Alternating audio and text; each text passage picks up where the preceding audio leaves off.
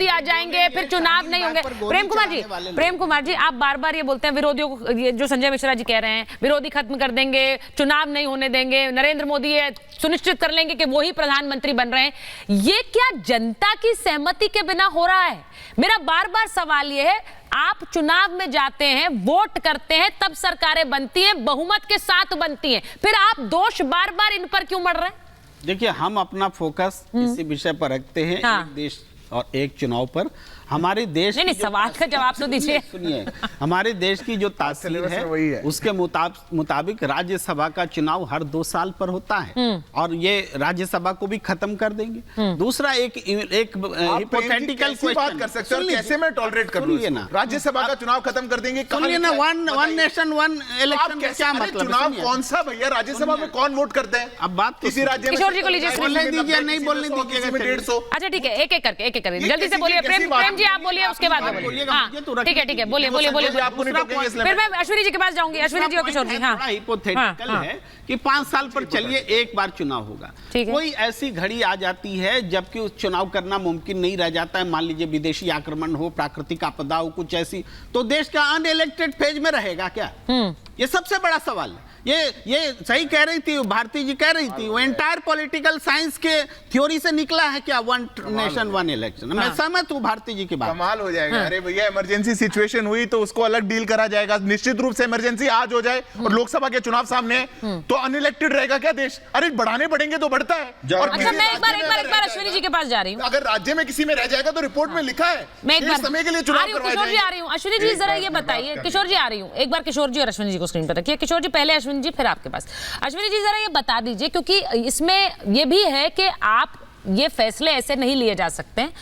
आपको देश में विधानसभाओं के भी आधी विधानसभाओं से बहुमत लेना होगा, आपको 2/3 बहुमत लेना होगा। जैसा आपने कहा जॉइंट सेशन बुलाकर किया जा सकता है, लेकिन बहुमत कहां से आ रहा है? बहुमत सीधे सीधे वोट के जरिए आ रहा है। क्या किसी देश की सरकार के पास क्या संविधान बदलना और संविधान में संशोधन करना, इनमें फर्क नहीं है? बार बार विपक्ष कहता है संविधान बदल देंगे।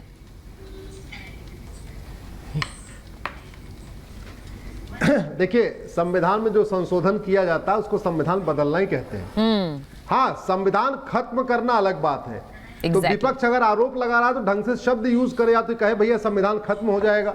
वो तो नहीं कह रहा संविधान बदलेंगे। अरे 125 बार संविधान बदला जा चुका है। अगर 125 बार बदल सकता है तो 126 बार क्यों नहीं बदल सकता? 127वां बार क्यों नहीं बदल सकता?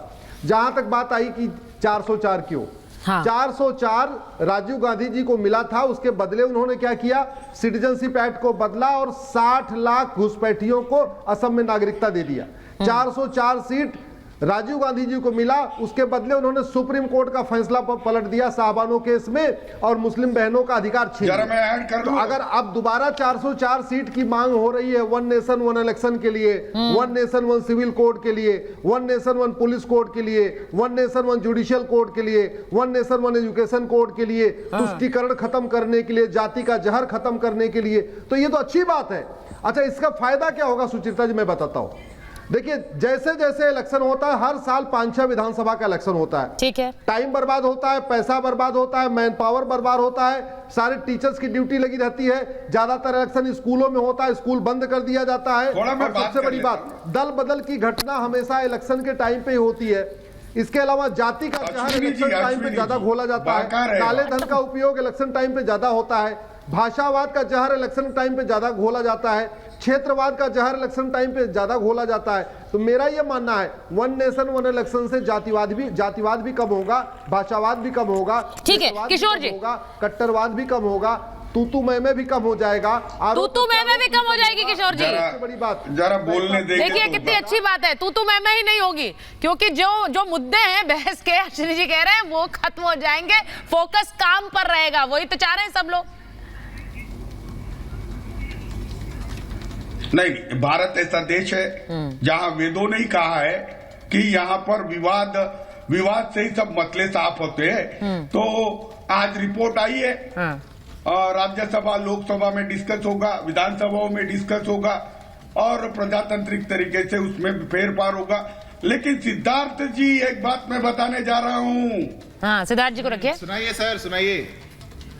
370 370 पार वाली बात जो कर रहे हो और 400 का सपना देख रहे हो, तो 200 भी बड़े मुश्किल से एनडीए के आने के दिन आ चुके हैं। उद्धव जी अभी अभी यवतमाल आए थे, लाखों लोगों की भीड़ थी। उधर तेजस्वी यादव के इसमें भीड़ है, राहुल गांधी के सभाओं में लाखों सर देखने चाहिए।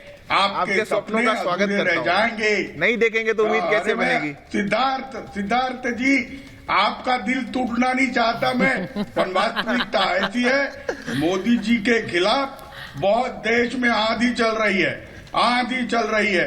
आप ये मतलब आप कह रहे हैं आंधी चल रही है, तो इस बार विपक्ष का 400 पार है, इस बार विपक्ष का 400 पार है, उस आंधी में विपक्ष 400 पार ला रहा है। मैं एक ये कह रहे हैं क्या? 10 सेकंड के किशोर जी देखो सुचिता जी, ऐसी उटपटांग बातें मैं करता नहीं।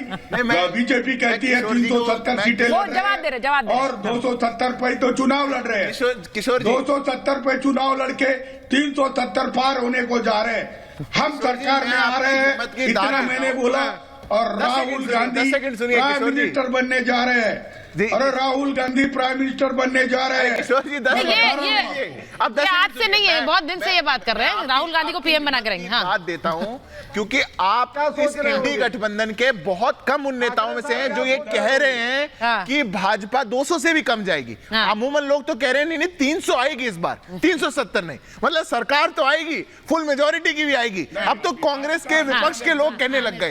आपने फिर भी कहा, मैं आपकी हिम्मत की दाद देता हूं, पर वास्तव में इस आंधी में क्या होने वाला है और आप कहां उड़ के जाएंगे उसकी वास्तविकता आप देखें। इंडिया गठबंधन और इंडी गठबंधन दोनों को ही हम एंडा और इंडी बोलेंगे अगर न्याय करें तो आप उनके हवाले से बोल के गलत मत कोट कीजिए। कौन नेता बोल रहा है कि बीजेपी को हार नहीं मिल रही है? सभी बोल रहे हैं। कौन बोल रहा है? सभी बोल रहे हैं, दूसरे के सभी बोल रहे हैं कि 300 तक आएंगे, झूठ बोल रहे हैं, 400 का गलत बता रहे हैं। चारिता जी कि इसको जोड़ा जाता है पैसों से, पैसे बचा लेंगे चुनाव से, यही तो हम कहना चाहते हैं। अच्छा, मैं वो वन इलेक्शन भी खत्म कर देंगे कि इलेक्शन जरूरी है कि नेशन जरूरी है। मैं एक बार प्रेम जी से एक सवाल पूछ रही हूं, पैसा बचाना, प्रेम जी को पैसा बचाने के नाम पर क्या? प्रेम जी, मैं एक सवाल पूछ रही हूँ, बस एक मिनट। अभी आपने जो बात बोली प्रेम जी, आपने कहा कि कोई ये नहीं कह रहा है कि 24 में मोदी आ रहे हैं, यानी कि मोदी हार रहे हैं। तो अगर 24 में मोदी हार रहे हैं तो 29 की चिंता क्यों कर रहे हैं आप? फिर तो 29 में मोदी आ ही नहीं रहे हैं, ना वो वन नेशन वन इलेक्शन ला पाएंगे, ना वो यूसीसी ला पाएंगे,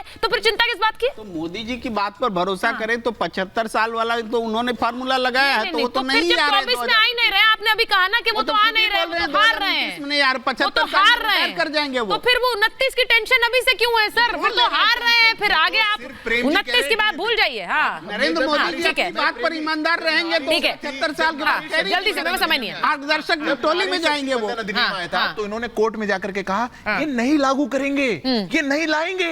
29 37 पता नहीं कहां तक चले गए थे। अब ये मान चुके हैं, आएंगे हम ही, आएंगे हम ही। ठीक है, नहीं मेरे पास समय नहीं है संजय जी, मेरे पास समय नहीं है, बस मैं ये कहना चाह रही हूँ। ठीक है, समय नहीं है संजय जी मेरे पास।